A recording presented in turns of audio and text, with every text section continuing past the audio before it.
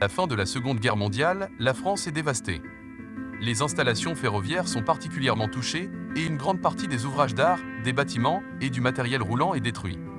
En 1941, le plan pré-bail est signé. Il prévoit entre autres le financement de 700 locomotives destinées à la SNCF. Elles feront partie de la première série des 141R. La machine est conçue sur la base des Mikado légères USRA par Baldwin Locomotive Works. Cette dernière se chargera également de la construction avec American Locomotive Company et Lima Locomotive Works. Par la suite, la France commanda une seconde série de 639 locomotives. Elles seront construites par les mêmes entreprises, en plus de Montréal Locomotive Works et Canadian Locomotive Works. La principale différence entre ces deux séries est le carburant.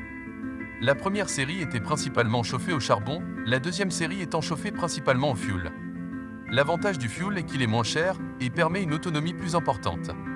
Pour différencier les deux séries, on peut également observer la porte de la boîte à fumée. La première série est équipée d'un volant, alors que la deuxième possède une serrure en nid.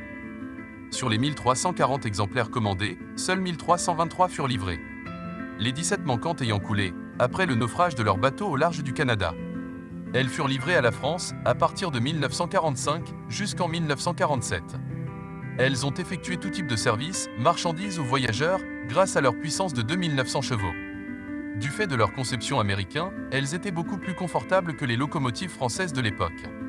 Par exemple, la cabine était équipée de sièges et tout était fait pour travailler assis. Elles furent retirées du service au milieu des années 70. Ce furent les dernières locomotives à vapeur en service en France.